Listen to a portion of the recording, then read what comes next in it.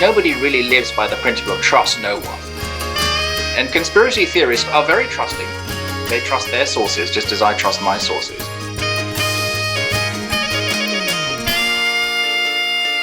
Hey, humans! Welcome to Demystifying Science. Tell them what we do, Quinn.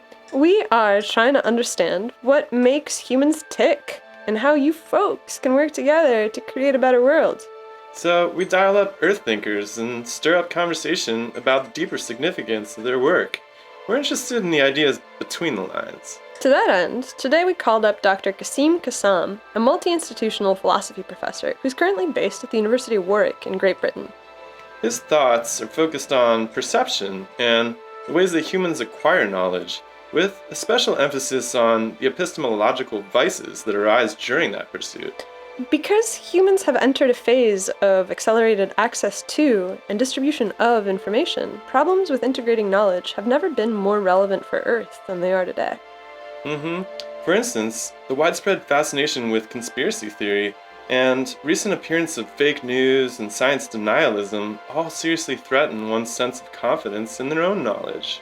This, coupled to repeated instances of corruption, conflicts of interest, bureaucratic failure, and general incompetence on behalf of large institutions, presents the perfect storm for the pervasive loss of trust and expertise.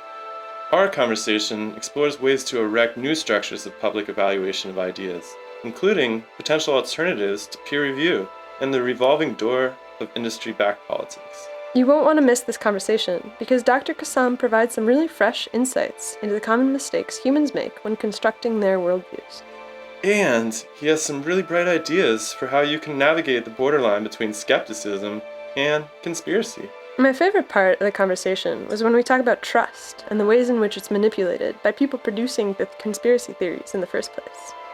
To save the civilization, he suggests humans must develop tools for evaluating and combating the spread of misinformation, regardless of their politics. I think you're really gonna like this one, humans. You can really help your fellow humans by hitting subscribe right now, so we can bring you the highest quality thinkers in future discussions. Enjoy the conversation, Earthlings. Till next week.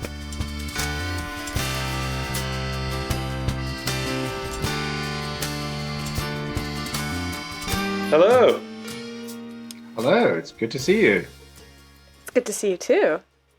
You're a Earth philosopher, right? So they say, yeah. That's amazing. You study conspiracy theories. Yeah, so it's a kind of relatively recent interest. I used to study things that are kind of more mainstream in Earth philosophy. So anyway, I've become quite interested, and I think it's a cool topic. What exactly is a conspiracy theory?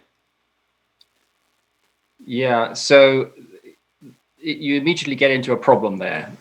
That's a controversial question. So let's just start off with a kind of really simple, naive approach to this. So a conspiracy is where you have a small bunch of people acting together in secret to do something bad, right? That's a simple definition of a conspiracy. So then a correspondingly simple definition of a conspiracy theory would be, it's a theory that explains some significant event by blaming it on a conspiracy, by saying that it was caused by a conspiracy. Right, so on that view, wherever you have an explanation in the form of a conspiracy, you have a conspiracy theory. Now, although that in a way is perfectly okay as a definition, it doesn't really accord with the way that humans talk about these things. So let me give you an example, which I don't know if news of this got to outer space or not. But 20 years ago, there was an attack on America, an event called 9/11. Now, there was a report on the on 9/11 by an official government commission, and the commission concluded that 9/11 had been the result of a conspiracy by an organization called Al-Qaeda. Right? So Al-Qaeda had the leadership of Al-Qaeda had conspired to launch the 9/11 attacks, and the attacks were successful on their own terms. Now, on the face of it, that looks like it's an explanation of a significant happening by reference to a conspiracy, right? In this case, an Al-Qaeda conspiracy. So if you think that a conspiracy theory is just any theory that explains some event by reference to a conspiracy, then you're going to be forced to say that the official report of the 9/11 Commission was a conspiracy theory, that it was putting forward a conspiracy theory. Now, I don't think that that's the way that most human beings talk, right? Mostly when people talk about conspiracy theories about 9/11, they don't mean the official view. They mean alternative explanations of 9/11. For example, the idea that 9/11 was, the result of people acting on behalf of the American president. So it was an inside job of some sort. So when they talk about a conspiracy theory, they mean something more specific than just, a theory that explains something by reference to a conspiracy. Does it have something to do with power? Yeah, no, I think it absolutely does, right? So here are two ways in which I think it does have something to do with power. So one thing is that I think conspiracy theories, as they're normally understood, are contrary to the official view. Right. So to put it crudely, they're contrary to the view that is defended or put forward by people in positions of power. Okay, so that gives you one really simple reason why it's not correct to call the official report of the 9/11 Commission a conspiracy theory. Right? It's not a conspiracy theory because it's not contrary to the official view. I mean, it is the official view, right? The other connection with power is that the theories that people call conspiracy theories very often suggest that the conspirators are people acting on behalf of the powerful. Right? So the alternative inside job account of 9/11, which says that the Bush administration did it or was responsible for it. I mean, that's saying that, look, people in positions of political power were responsible. So that's the kind of what you might think of as the anti-establishment dimension of conspiracy theories, and that's what makes them so attractive to people, right? Because they think that these are theories that really kind of call the powerful out for their supposed misdeeds. And there's this tendency to value skepticism in human society in general, even among experts. What separates a healthy skepticism from something that becomes pathological? Yeah, I mean that's a really great question, right? But let me just kind of question it. I think the sort of assumption that underlies that question, right? So I think a lot of people who defend conspiracy theories, what they think is that the conspiracy theories really give expression to skepticism about what people in power are up to. And then we can argue about whether the skepticism is justified or not. But that the basic idea is that that's where skepticism fits in. Whereas people who believe the official account are supposedly too trusting. They aren't sufficiently skeptical. I've heard the term sheeple. Oh, right. Yes, exactly. So that's the sort of thing that people say. So here's a kind of thought about that. If you look at these conspiracy theories and you look at the explanations that they put forward. I mean, let's just look at another case apart from 9/11. So conspiracy theories about the moon landings. Okay, so 50 years ago, spaceship from Earth went to the moon and humans landed on the moon, right? So there are people on Earth who think that the whole thing was faked. That the whole so-called moon landings were actually just carried out in a film studio on Earth and no humans set foot on the moon. Now you might want to say, okay, so that's skepticism, right? So that's skeptical about the official view. But in another sense, it's very far from skeptical, because what it requires you to suppose is that the American government and the Space Administration actually had the ability to carry out a stunt like that, to fake the moon landings convincingly and to get away with it for 50 years without the story ever having been leaked. So what you'd have to think to believe that theory is that governments have almost superhuman powers, right? Or similarly about 9/11. I mean, if you really think that the Bush administration had had the ability to actually carry out something like 9/11. I mean, in a funny kind of way, you're attributing kind of great capacities to the Bush administration to do that. And so if you're going to be skeptical, well, why not be skeptical about the ability of governments to do stuff like that? I mean, what we know, I think, about governments, and I mean, I think the whole, the recent coronavirus epidemic has brought this out. The thing that really comes through about governments is how useless they are, how incompetent they are. I mean, the idea that governments have the ability to carry out these incredibly complicated conspiracies and basically to keep them secret. I mean, that is, in my view, incredibly naive about governments. It's a form of hero worship almost, right? It's actually thinking of these people as having these incredible powers and capacities. The true skeptic is someone who, for example, reads the report of the 9/11 Commission and takes on board what the report shows, which is that the American government screwed up. There were many opportunities to foil the plot, and if things had worked more efficiently in the intelligence agencies and the government, maybe they would have foiled the plot, but they didn't. But it's no mystery that they didn't foil the plot, because governments screw up. They do it all the time, every day. They're doing it right now on Earth, across the world. That seems very reasonable. What do you think leads to groups of experts coming together to contradict those official reports? I mean, what did we stumble across the other day? Engineers or architects union Something against extra. 9/11. Yeah, I mean, these are credentialed people, right? How does somebody who's been trained in the scientific way of thought, scientific investigation on Earth, come to Support something like that? Yeah. So I think there's a kind of a general question here, which is, why do people generally believe conspiracy theories? And then there's a kind of more specific question that you're asking, which is, among the people who believe conspiracies are people who, as I would say, should know better. People who are are qualified and credentialed. So why do they believe conspiracy theories? So on the second question, the question that you actually asked, I mean, what I would say is that I mean, the proportion of scientists who believe these conspiracy theories, I think, is quite small.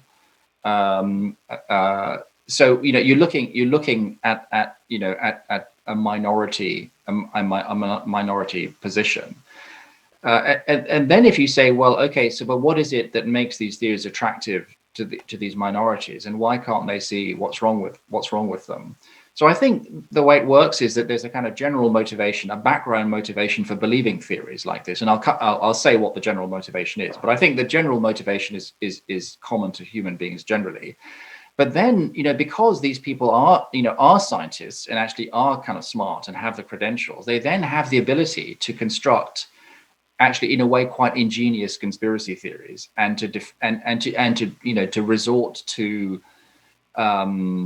science, broadly speaking, to defend their theories. Now, the science that they use to defend their theories, I think, is not accepted by many, if not most, of their fellow scientists. And in science, so on Earth, I don't know how it is where you guys are from, but on Earth, there's this thing called peer review, right? So if you're a practicing scientist on Earth and you want to get something published, you submit it to a scientific journal, and then the stuff gets peer reviewed. That means it's reviewed by people in your profession who check out what you're saying and check out your arguments and check out your calculations, and then it gets through if it goes through peer review.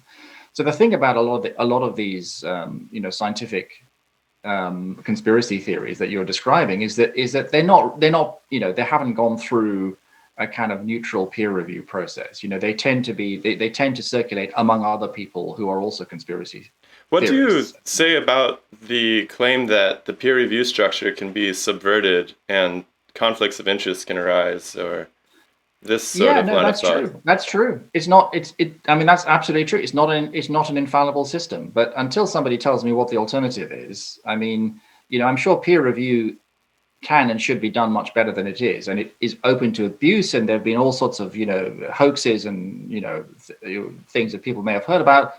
But okay, but what's the alternative? So You know, there's what's the this alternative human to peer review? philosopher whose name was, I want to say it was Feyerabend. Do you know him? Yes, yes, I know him. Yes. And he's definitely French. You know, he's a proponent of scientific anarchy, is what he calls it, Yeah, yeah, which yeah. is a deliberately inflammatory name for something that isn't quite so extreme. But his perspective is that there is a tendency to dogmatize in science, where theories are given precedence because of their age rather than their quality. And I don't think he talked much about peer review, Mm. but I think that from his perspective, these preprint servers and various other ways of getting publications out into the world would be the first stage so that anyone could publish and then start the discussion of which ideas are actually good ones among the experts, among the people that are credentialed. Yeah, I mean, I see the force of that. I mean, you know, you could have a system where basically you just you abandon peer review, and you have, you know, a kind of Chaos. system where everybody just publishes whatever, you know, publishes whatever they want, maybe on their own websites, or, you know, however they want to do it. And then, you know, stuff gets taken up or it doesn't get taken up, and people can have discussions, not have discussions, but there's no, you know, there's no accreditation as such. Um, Now, I mean, of course, the advantage of that is that it you know, it counteracts the dogmatic tendencies, you know, that Feyerabend talks about, and, you know, and it would allow people who, you know, people who challenge the master narrative to, you know, to do their thing, you know, and that's all good, right? But if you think about this from a kind of a more practical angle, I mean, supposing you're thinking about, you know, the efficacy of a vaccine or something like that. You know, it's kind of really massive. Technology, from a Yeah, I mean, technological standpoint. yeah, yeah. I mean, it you know, so it matters. You know, it matters whether these things actually have been shown to work or not. So who decides that? Right? Who decides that? Well, you know, obviously there are mechanisms at the moment for subjecting for subjecting things to review, right? So you have to go through a, you know, if you think you have a vaccine that's going to deal with coronavirus, you have to go through a process, and it basically has to be, you know, accredited. It has to be seen to be convincing by, you know, a large number of your peers. Now, if you don't have that, if you just have a system where, you know, you can say, I've got this vaccine and it really, really works, and my friends all agree with me, you know, and all I can say is, well, you know, okay, so that's that's what you guys think, but then there are these other guys who think something different. Okay, now I want to know whether I should have the vaccine or not. So what am I going to do? I mean, so you know, I think that, you know, you can have this sort of, you know, let many flowers bloom idea, and I, you know, I totally get it. And I totally see that, you know, what people like Feyerabend are attacking, you know, is something that really, you know, is problematic in various ways. But I don't think that sort of, you know, the anarchist model, which is really what he's proposing, a kind of anarchistic model of science, is going to be, you know, particularly helpful to us as human beings, having to make actual decisions about, you know, is this food safe? Is this vaccine safe?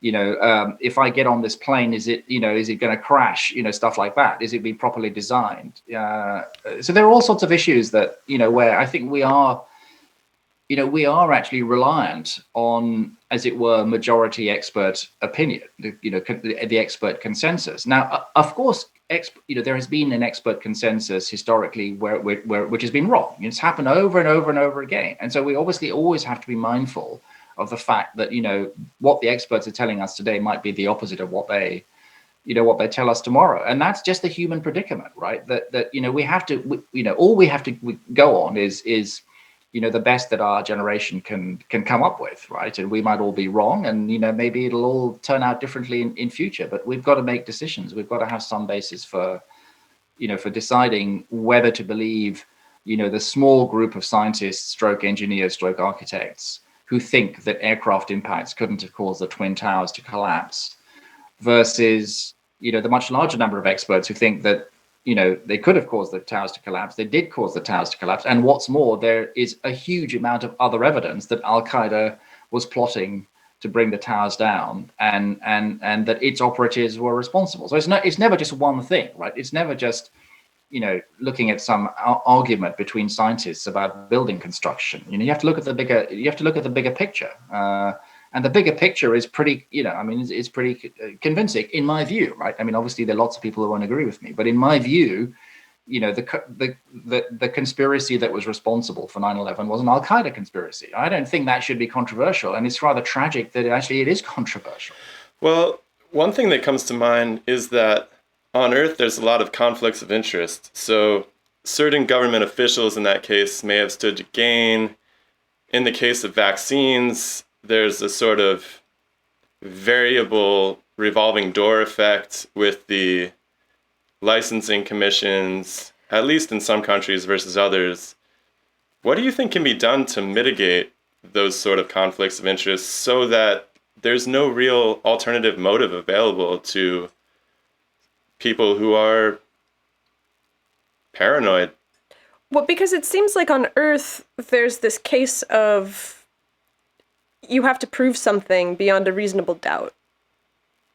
And there is this seed of reasonable doubt that conspiratorial thinking seems to plant, which is that, there's revolving doors between industry and regulation. There is a shadowy cabal of unelected officials that are hanging out behind the curtains. And so it seems like there's fertile ground for something to be planted and nurtured by, I don't know, what is it nurtured by? Well, there's got to be some mechanism to remove those conflicts of interest. It seems like some countries are doing better than others, right? Your country, the UK, seems to be doing better than, say, the United States or something like that. Well, I think the UK is doing terribly, actually, almost as badly as the US. I mean, look, of course, what you're saying is right. That there has to be something that addresses this problem of actual or perceived conflicts of interest, and the only thing that's really going to address that problem is much tighter regulation. So if there's a revolving door, the revolving door has to be prevented from revolving. I want to say two things about that. I mean, one thing is that that doesn't happen or hasn't happened because governments haven't really had the will to do anything about it. The political class hasn't had a will to do anything about it. And because it's I guess the revolving door is good for them. I mean, the other thing to say is that even if you have regulation, and you really clamp down on this thing that you're describing, I mean, I don't know that that's necessarily going to convince a committed conspiracy theorist, right? Who will presumably just say, well, yeah, but there is, these regulations don't really work, or there's a way to get around them, and that this is just a sort of facade to con people into thinking that, that this stuff isn't really happening, but it is really happening. So yeah, I mean, I think that's, there's a question of, what you need to do to actually tackle the problem, and then what you need to do to convince the conspiracy theorists that you've tackled a problem. And those are not going to be the same thing, right? And I suspect that you're actually not going to convince the conspiracy theorists in the end that the problem has ever been tackled. Because there, as you say, I mean, there are these seeds of doubt that they plant, and sometimes I think there's a kind of respectable motivation there, which is looking at the history of bad behavior by governments and industry and thinking that, well, why couldn't it be happening? In this case, right? But that's just focusing on one specific type of conspiracy theory where there is a respectable motive. But I think that there are also a vast number of other conspiracy theories where the motives are much less respectable, are much more problematic, and actually have nothing to do with the sort of what you might think of as quite sane line of questioning that you're describing, and have everything to do with other factors, which I'm sure we'll talk about. Are you talking about the conspiracy theory that says that Paul McCartney actually died early on in the Beatles' career and has been replaced? That isn't the conspiracy theory that I'm talking about. There are there are conspiracy theories like that people think of as sort of fun theories, or relatively harmless theories. So theories about Paul McCartney or Elvis or whatever kind of conspiracy theories about celebrities.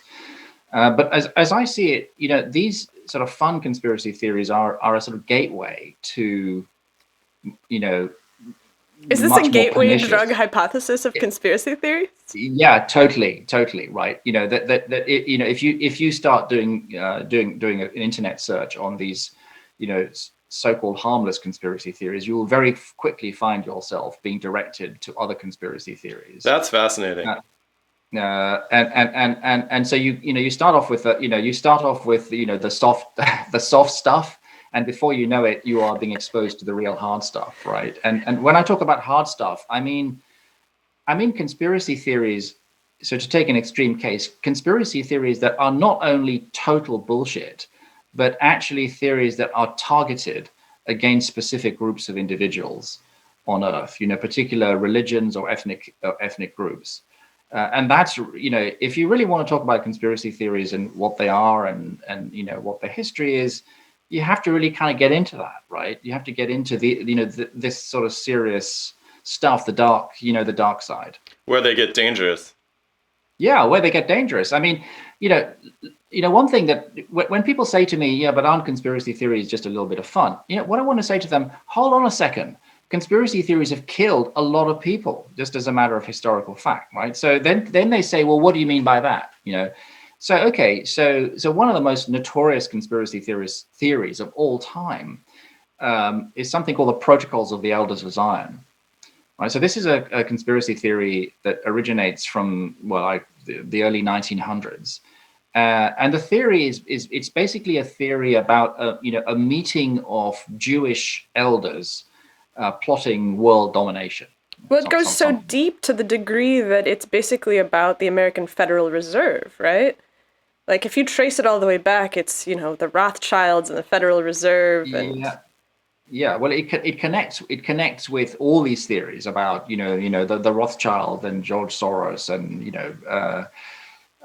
anti-Semitic conspiracy theories in general. So the point about how these theories can be fatal is that there's really powerful historical evidence that the Protocols of the Elders of Zion and other such anti-Semitic conspiracy theories led to anti-Semitic pogroms in Europe in the 20th century.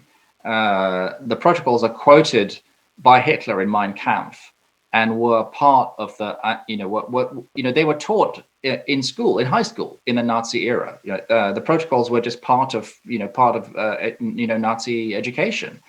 And they were false? This didn't ever happen, or they're blown out of proportion, or what was the nature? What was the kernel that was pursued by these? Was there a kernel? What was the motivation? There wasn't a kernel. It was pure. It was just purely made up. I mean, it's an interesting question historically who made it up and why it was made up. And there's some evidence that the Russian secret police had something to do with. So maybe that's a conspiracy theory, right? I mean, people working. I'm not talking about the Soviet government. I'm talking about in the era of the Tsar, and that they basically lifted a piece of fiction and adapted it to for the purposes of this anti-Semitic theory. But if there's a historian called Norman Cohn who wrote a terrific book called Warrant for Genocide, and it's a book about the Protocols of the Elders of Zion and how the protocols came about and how they were taken up by the Nazis and how they were sort of implicated in the Holocaust, ultimately.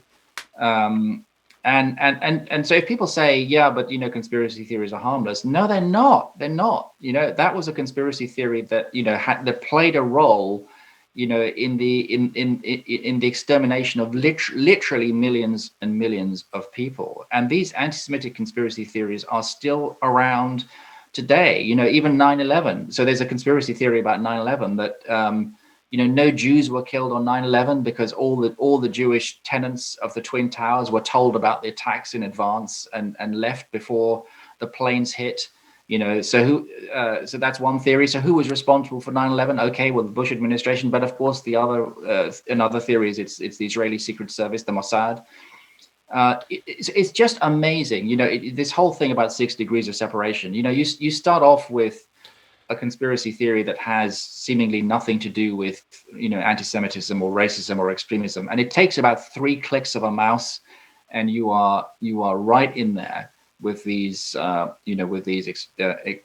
extremist and highly offensive, and I would say dangerous theories. And these theories, if you're asking, well, why were the Nazis so keen on these theories? Well, because they were a way for them to express and promote their Nazi ideology, an integral part of which was hatred of Jews, right? So, I mean, that's what these theories were about for them.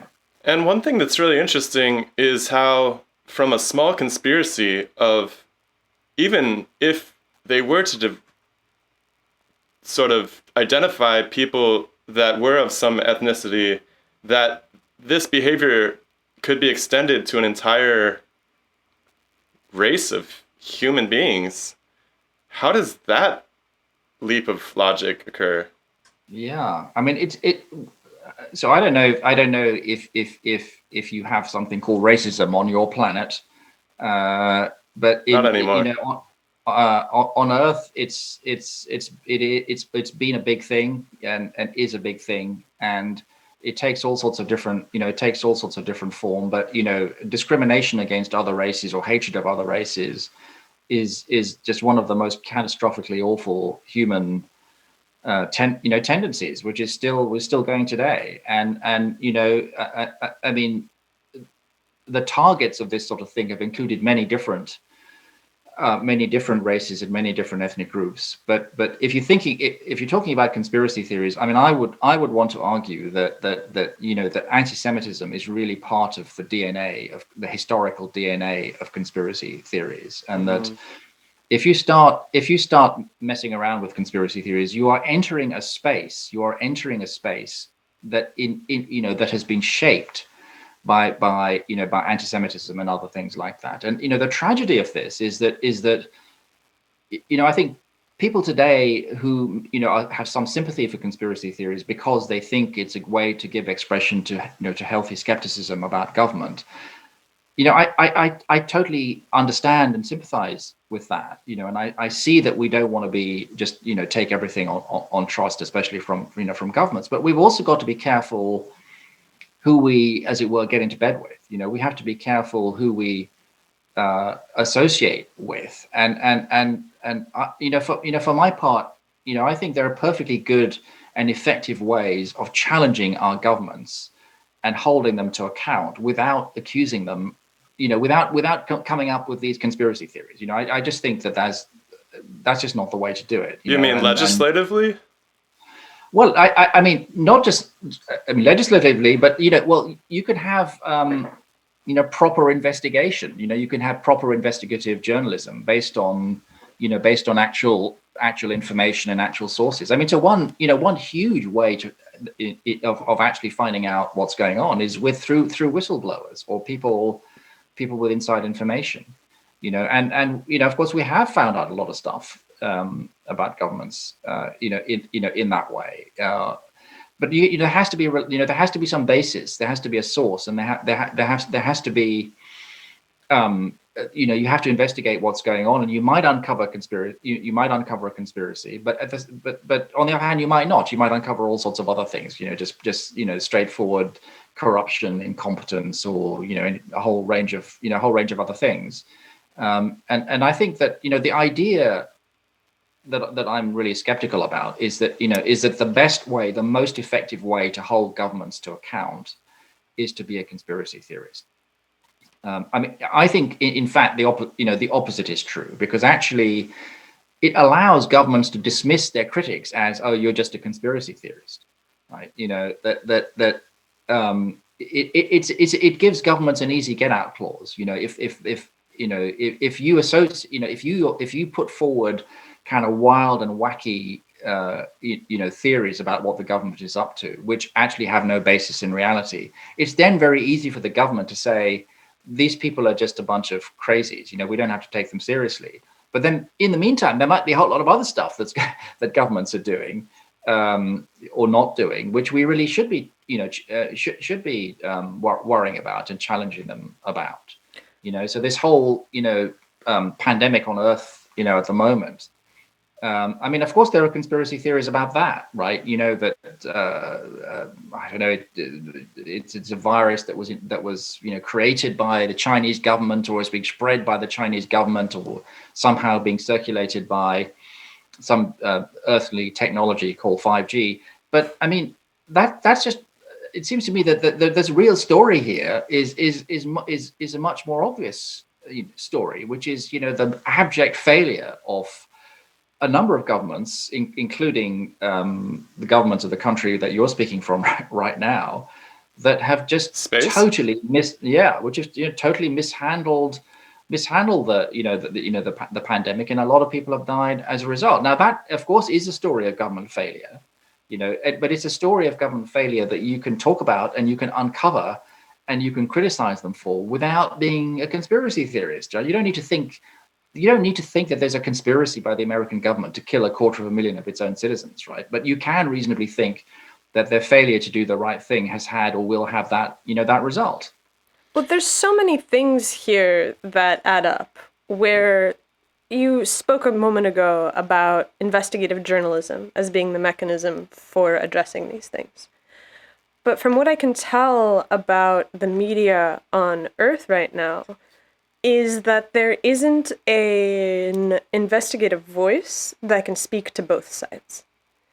And so what you end up having is that if someone investigates, they investigate from a standpoint of us against them, which then serves to further this cycle where certain people look at that investigative journalism and use it to further feed their conspiratorial thinking. There's a term, have you heard the term gatekeeper?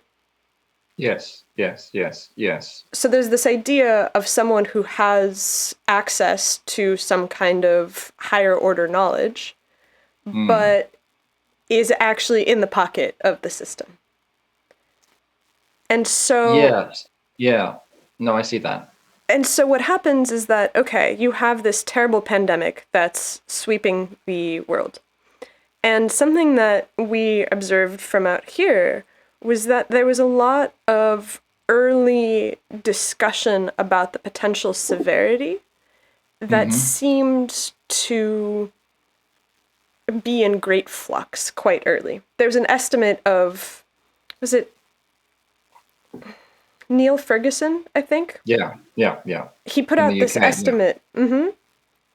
He put out 250,000, was it? Something like that? Some very high figure anyway. He suggested more than 2 million. Did he? Right. Yeah. And that was the basis that was used for the severity of the response. But a few weeks later, he came out with an estimate that suggested 70,000. And it was a mea culpa on the order of, well, our model wasn't very good. And so these two things together, where journalists can't be trusted because they're perceived as being from the other side, and experts come out with estimates where they're not being conservative enough. They're not careful enough to sort of watch their step. And I can imagine how it happens, right? There's something terrible that's happening. You have expertise. You want to be able to speak out about it. And then all of a sudden, people use that as ammunition to not believe anymore. Yeah. So on the thing about investigative journalists, I think what you say is absolutely right. I mean, what you're talking about is something called polarization. Where everything is about us and them. So if you have an investigative journalist who says that your side is doing bad stuff, you just dismiss it. Just as propaganda. Yeah, exactly. I mean, what I would say is that it hasn't always been like that on Earth. And it wasn't like that on Earth even quite recently. And something really weird has happened recently, which seems to just change the way things work. And what I want to say is that, if things continue like this, we as a species are in big trouble. So let me just give you an example, right? So when I was a teenager, the big thing that was happening was the Watergate saga, right? So you had a newspaper in the US, the Washington Post, with a couple of journalists relying on a source from within the White House, uncovering criminal activities by the Nixon administration. Eventually, there was a Senate hearing at which more came out. Now, of course, this was all highly inconvenient for Nixon's supporters. And highly inconvenient for Republicans, and they certainly denied a lot of this. But there came a point where enough came out, enough facts came out, were uncovered by these two journalists and by the Senate committee, that basically everybody saw, more or less everybody accepted that some really bad stuff had been going on, and that Nixon's position was not sustainable. And Nixon himself saw that, and before getting around to being impeached, he resigned. So now the Washington Post was owned by a particular family that so it wasn't it was owned by a private individual or a group of private individuals, but nevertheless it was its investigations were ultimately accepted as telling the truth about Watergate. Now, that was an example of something which had huge partisan implications, but where people actually, in the end, accepted that this was how things really were. What we now seem to be entering is exactly what you're describing, is a phase where one side simply does not accept the investigations carried out by people that it sees as its political opponents. No amount of evidence that is uncovered is going to convince them, that this stuff really happened. And both sides, both the liberal and the conservative side, are guilty of this. And really what's happening is that we no longer have a common language. We no longer have a common language, a common set of rules, a common set of assumptions that enable us to actually agree what the facts are. Now, that is, I think, it's a relatively recent phenomenon. Perhaps we're looking at something that goes back, maybe 20 years, something like that, although it's particularly bad now. And it's a disaster. It's a complete disaster, because if you get to the point of thinking, well, there are your facts and there are my facts, I just don't see how, how how the human race can really function, on that basis. I mean, I think I wish I had an answer. All I can hope is that this is just a sort of temporary madness that many countries are suffering from, and that at some point things will return to something like normality. I mean, I don't know if that'll happen or not. Maybe that's wishful thinking, or maybe things are just going to continue down this path. In which case, I think we're all in serious trouble. Is it the result of the sudden deluge of information on your planet due to increase in technological ability with information transfer, internet, social media, and like black box handling of that information? Because one thing I was really fascinated with that I found in your work was the idea that conspiracy theories, by and large, are not, in fact, correct me if I'm wrong, but they are not actually more prevalent than in other parts of history, despite their widespread availability. Can you speak to that at all? Yeah, so that's not a piece of research I carried out, but there's a couple of researchers in the States who published a book, I think in like 2014 or something like that, called American Conspiracy Theories, a really good book, where they did a very interesting study of basically prevalence of conspiracy talk in the US in roughly speaking 100-year period, ending in 2010. And what they found was that conspiracy talk was not more prevalent in 2010 than in the past. And in fact, there'd been many other periods in American history where it looked as though conspiracy talk, perhaps conspiracy theories, were more prevalent. I mean, I guess we're all too young to remember, but in the 1950s, on Earth, particularly in the States, there was a Red Scare. The idea that secret forces were conspiring, communist forces were conspiring to, bring down the US. So that's an example of a conspiracy theory that was big at that time. So if it's true, so if this research is true, that actually, conspiracy theories are no more prevalent today and perhaps less prevalent than in the past, then that raises a question about, the thing that everyone says, well, it's all down to social media, right? Because, social media didn't exist, back then, but conspiracy theories really, conspiracy theories did. So, I think there is a question actually about, the role of social media in all of this. I mean, I don't doubt that social media is important and has certainly had a huge impact on the speed with which conspiracy theories kind of move around. So transmission is obviously, much more rapid. But whether more people believe these theories today than believe them in the past, I think that's more doubtful.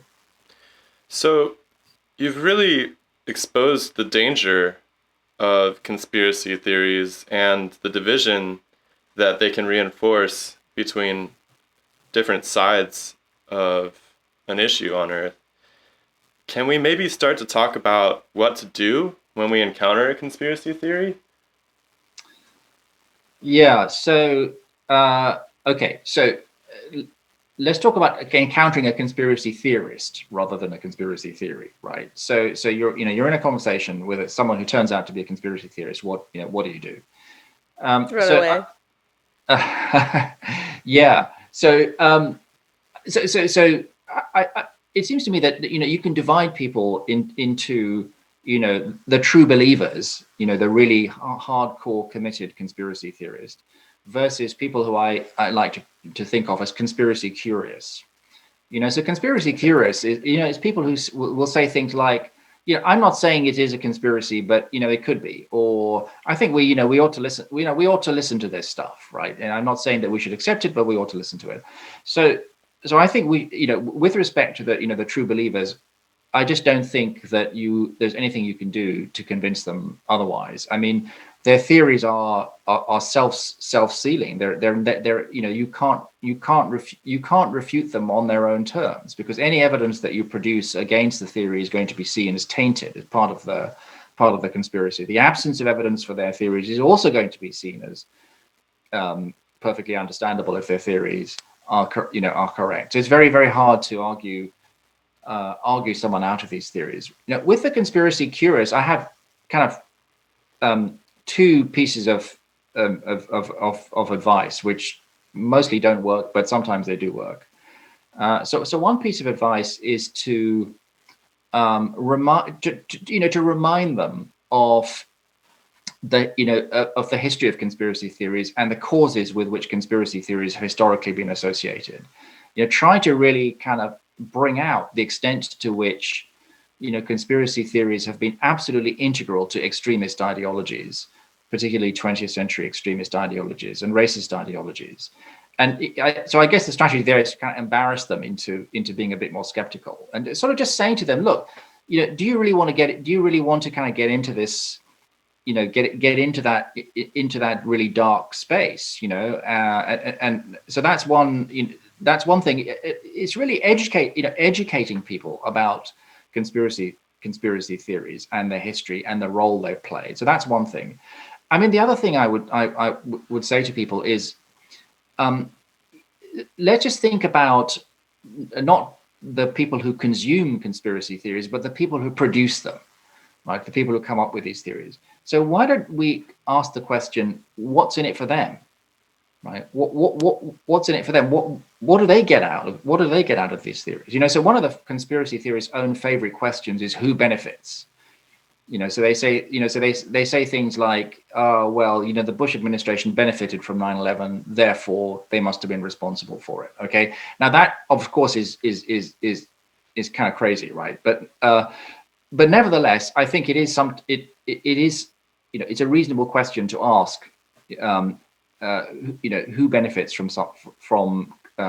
something like a conspiracy theory? So if you think about conspiracy theories about these shootings in schools in the US, okay, so this Sandy Hook.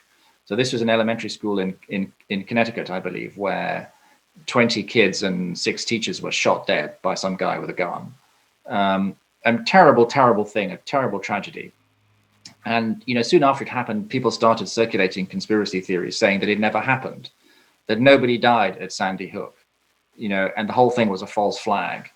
Now, before getting into the ins and outs of this, I think you really need to ask yourself the question: what is the agenda of people promoting that theory, right? What is the point of that theory? I mean, and the question is particularly pertinent if like me, you think the theory is crazy, right? Then the question, why would people put this theory forward, becomes a really interesting, really important question. Now, it seems to me that there's a kind of hypothesis you could have about why somebody would put that theory forward, right? They would be worried, for example, that things like Sandy Hook would increase calls for greater gun control in the US, which is a very big controversial question, right? So one way that you might preempt calls for greater gun control in the wake of something like Sandy Hook is to say it never happened, right? Now that would be an explanation of the theory. So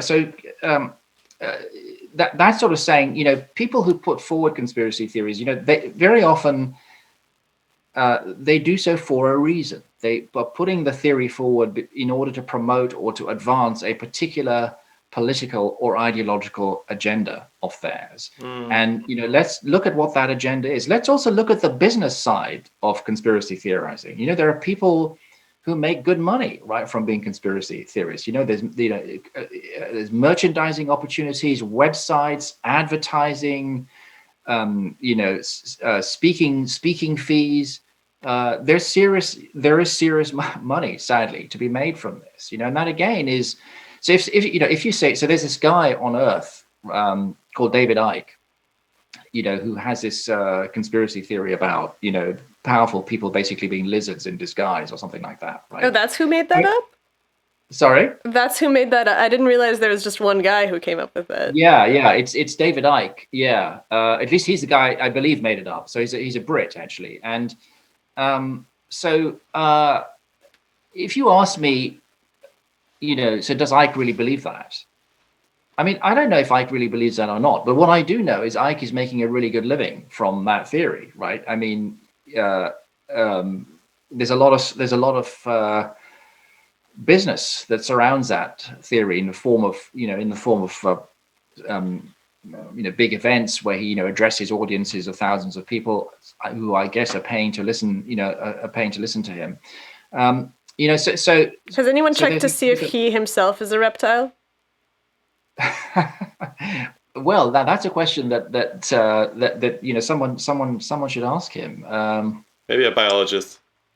Maybe, yeah. So what I'm saying is that so this is piece of advice number 2. So piece of advice number 1 is talk about the history, talk about the what conspiracy theories have actually done, talk about the people that conspiracy theories have killed. Number 2 is ask the question, what's in it for them? Who are these people who are promoting these theories? What are they after? What's their agenda? Now, some people say, oh, but that means you're just a conspiracy theorist about conspiracy theories. So, I'm not saying that different conspiracy theories are all conspiring together to promote conspiracy theories. But what I'm saying is that individual conspiracy theory producers may have a range of motivations for promoting their theories. And these motivations don't actually have to include literally believing the theory is true, right? It could just be the motivation is that it helps to promote a political cause, that they believe in. I mean, the Protocols of the Elders of Zion, did all the Nazis believe that really, was really happened? I mean, the thing is so ridiculous. It's hard to believe that anyone actually believed it. But nevertheless, it worked. It served a political ideological purpose for them, right? So So look at that. Look at those sorts of questions. And conspiracy theorists should be kind of quite sympathetic to this approach, actually, because I'm really doing to them what they do to everyone else, right? Which is just to say, you want to know what everyone else is up to. I want to know what you're up to. Conflicts of interest again. Conflicts of interest, exactly. It all comes back to that, right? You mentioned that the audience for this sort of conversation are not the people that are diehard conspiracyists, because of the fact that that is the demographic that can be swayed. And this is something that humans have seen elsewhere, where there was this recent Cambridge Analytica scandal on Earth, where there was severe manipulation in the last election in the United States. But it seems like the manipulation was mostly directed at people who were sitting on the fence. The ones that were sort of not quite sure where to go.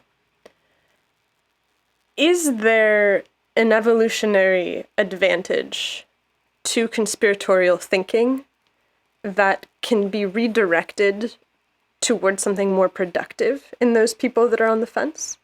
Is there some way to frame their tendency towards being conspiracy curious that can help them be more useful? Well, that's a great question. I mean, so supposing you think that, so take the kind of generous view, right? The most generous view you can have, which is that the conspiracy curious are receptive to these theories because they are skeptical about their government, right? Or critical of their government, and they see these theories as a way of giving expression to their skepticism or criticism. So I think the way to kind of tackle that is to say to them that there's nothing wrong with your motivation. It's good to be skeptical. It's good to be critical of what our rulers are up to. But is this really the most effective way of doing it? And actually trying to convince them that it's a very ineffective way of holding governments to account, right? I mean, and in a way, also just going back to the thing I started out with, that conspiracy theories are in a way incredibly complimentary about governments and people in power. They really, they complement to the extent that they attribute to them the capacity to carry out these incredibly complicated conspiracies. The hero worship or godlike ability. Yeah, that's really fascinating. Yeah. I mean, like if you really think, I mean, and that has deep evolutionary roots too, right? Yeah. I mean, think about the moon landing, 1969, right? So that was the Nixon presidency, but all the preparations would have happened before that. So do you really think that the Nixon administration and the Johnson administration, in the middle of the Vietnam War, had the ability to do something like fake the moon landing? I mean, and Russia believed it all this time. And Russia believed them somehow. Yeah. To my way of looking at it, anyone who believes that is just unbelievably naive about the capacity of governments. I mean, there have been cases where governments have been up to no good, and where considerable skill has been required. But on the whole, when governments try to do stuff like that, they screw up. They screw up all the time because governments are kind of useless, right? Or at least they have been, for quite a long time. So I think going back to the question of, well, how should I turn these sort of conspiracy curious people in a more positive direction is to say to them, just read more about, learn more about the way governments work. And about the abject and repeated failure of governments all over the world, to tackle some of the most pressing questions of our time, and then read all that stuff and then tell me whether you think these guys are capable of doing the stuff that you're talking about. And I think, well, I don't know, it just seems really naive, to think that they are. So that may be a way kind of holding on to the to the kernel of truth which they have, which is that we shouldn't be overly trusting of people in power, but not taking it in this sort of weird direction of saying the way not to be trusting of people in power is to assume that they have superpowers, right? To pull off stunts like this. I mean, that just seems like a really weird combination of views, right? I mean, the sense in which I don't trust the government is not just that I don't assume that everything they do is for the good, but I also don't trust them to be competent. And that's a kind of deeper sense in which one might distrust the government. And actually, being an effective conspiracy theorist, an effective conspirator rather than conspiracy theorist, an effective conspirator requires a lot of competence, a lot of skill, the ability to keep things secret over a long period of time. And I just don't see that any evidence that is, that those are attributes that most governments in this day and age actually have. I know I said that was the last question, but I have one more. Go on. Do you have one, Mickey? How are you doing on time, Dr. Cassam? I'm fine. Go ahead. All right, Keep I have going. a question after Quinn. Okay, excellent. Okay.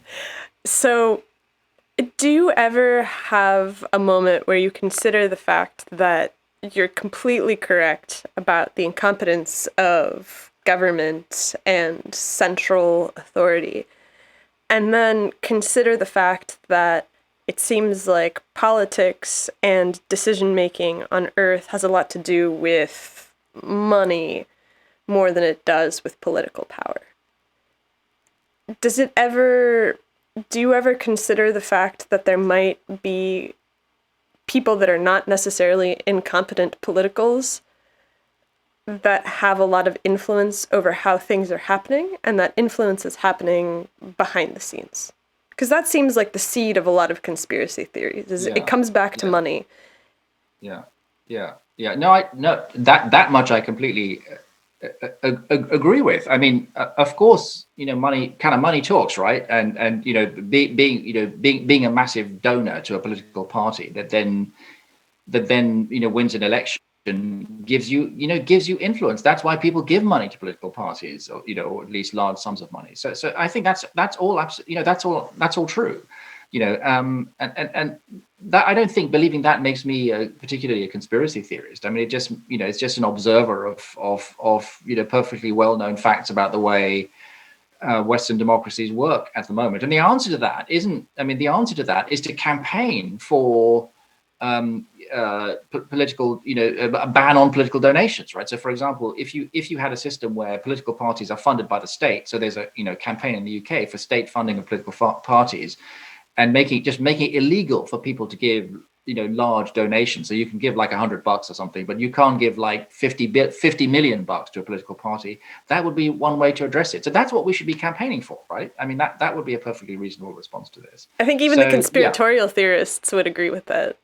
Yeah, no. So I think that what you need is a kind of alliance of people who all see this as a kind of problem, and actually try and pressurize the political class to do something about it. But I don't see that being a conspiracy theorist is necessary for one to be exercised by these sorts of issues, which are undoubtedly very serious and very important. Wow, that's very practical. I think unification would go a long ways on Earth if the conspiracy theorists and the mainstream could agree on a strategy. Yeah. No, that would be cool. Yeah.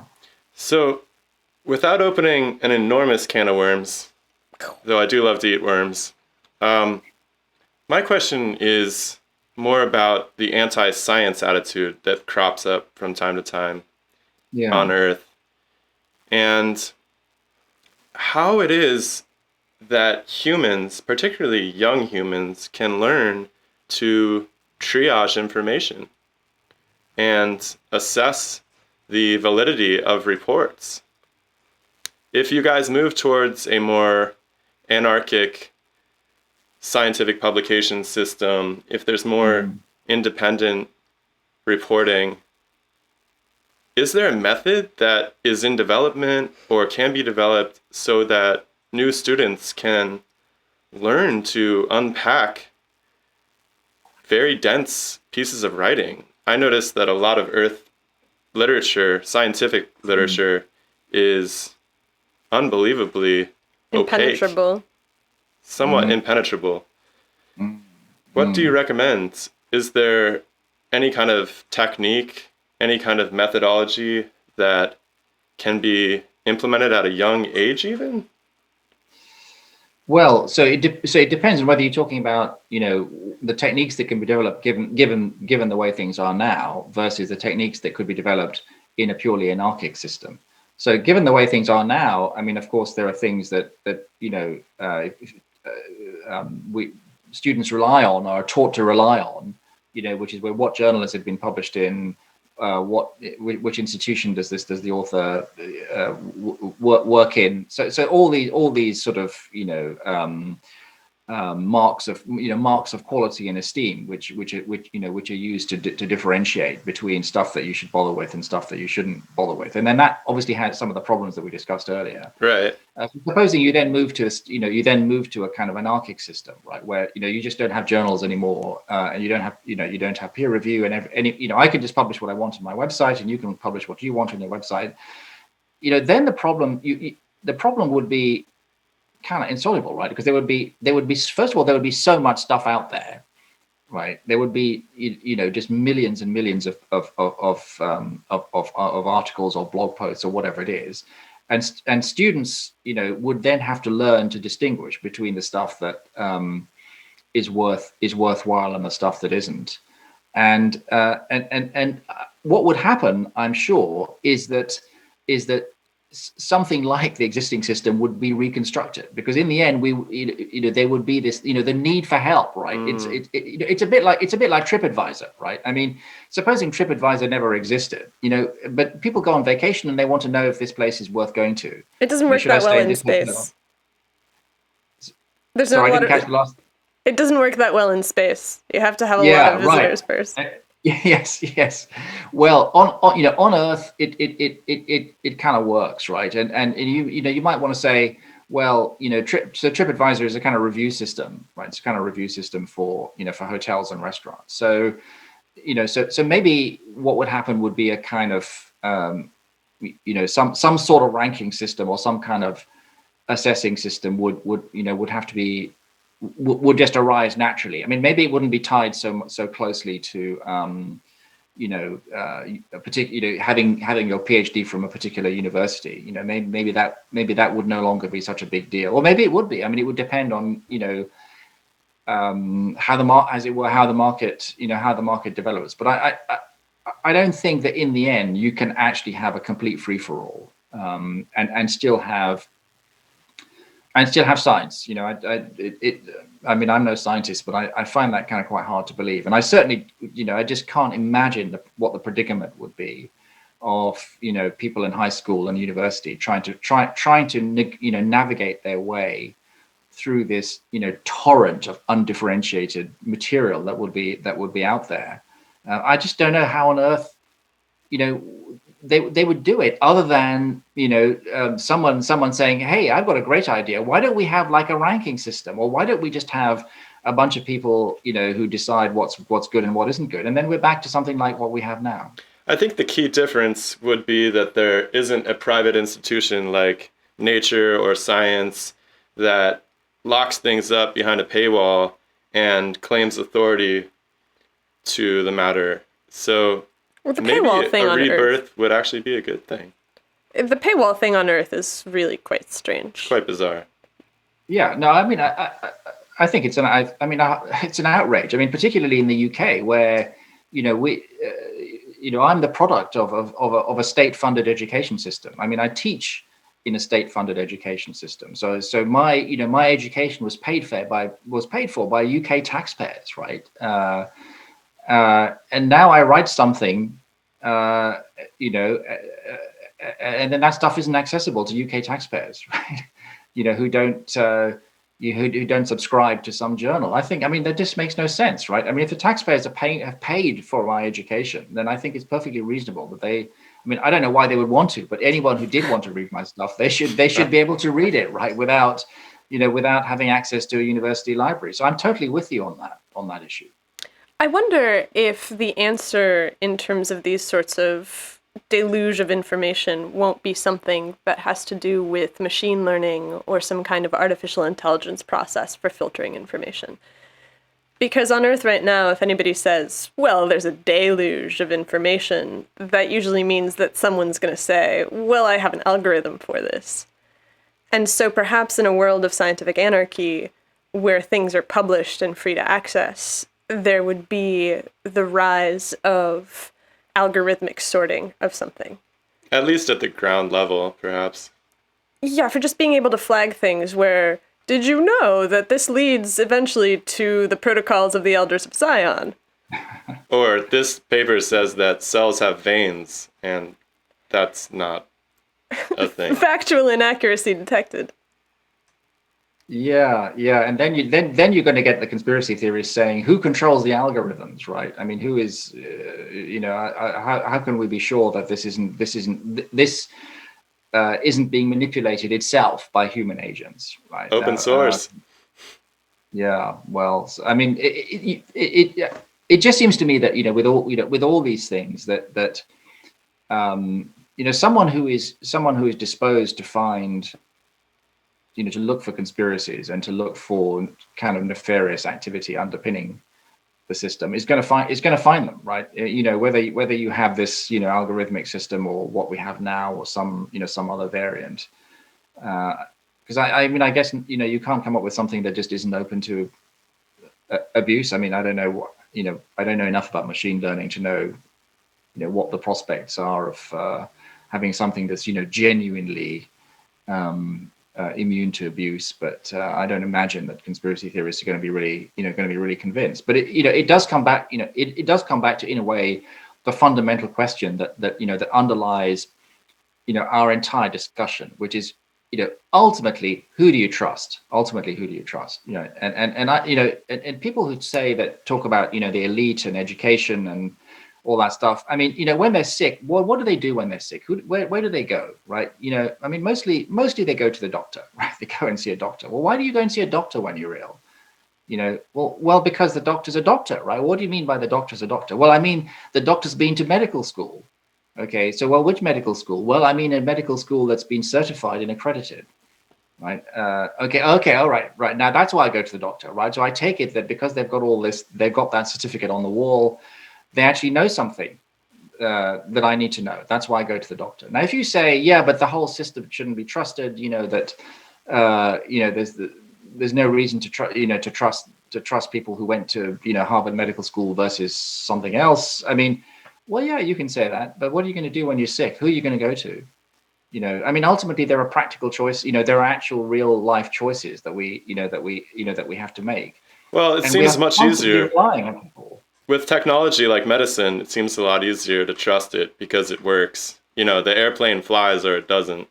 Yeah. But in the realm of ideas, kind of a mess. Yeah, I mean, So I guess what I'm saying is that nobody really lives by the principle of trust no one. We all trust somebody. And conspiracy theorists are very trusting. They trust other conspiracy theorists, right? They trust that they trust their sources just as I trust my sources. And so that what it comes down to is not that we can live, we should all be skeptical or we can live without trust. That's just absurd. What it really comes down to is who or what should we be trusting? Are we trusting the right people? Are we trusting the right sources? And that's a question that everyone should be asking, or right? I mean, it's a good question. And sometimes I think the answer is we are trusting the right sources, and sometimes the answer is that that we aren't. But that's the kind of fundamental, that's the fundamental question. And I think that when one talks about skepticism and conspiracy theorists as being as skeptical, I guess the take-home message of what I'm saying to you guys is that they're not skeptical. They are very unskeptical about certain things. They're very unskeptical about the abilities of governments. They're very unskeptical about what other conspiracy theorists say. they're skeptical about other things, but they're very unskeptical about those things. So everybody on Earth, including conspiracy theories, is selective in their skepticism. You have to be. You have to be. So it all comes down to, are you making the right choices? Are you selecting the right people to trust versus you're not, right? And that's that. So obviously that's a kind of fundamental issue that I think we all face as human beings, and I guess you face that question too, where you're from. I love that at the end it comes down to this sort of ethical imperative of being on the right side of history, being on the right side of human behavior. And I think that we'll leave it here, Dr. Cassam. Cool. Okay, well, that was fun, and safe travels to wherever you're going next. Well, we're on our way to you eventually. Maybe we'll meet face to face one day. I've heard nice Maybe. things about the English countryside. Oh, okay. Yes. No, it's lovely around here, though it is raining currently. Surprising. All right, take care, Dr. Cassam. All Thank right you. then. Okay. All right. Bye. Thank you.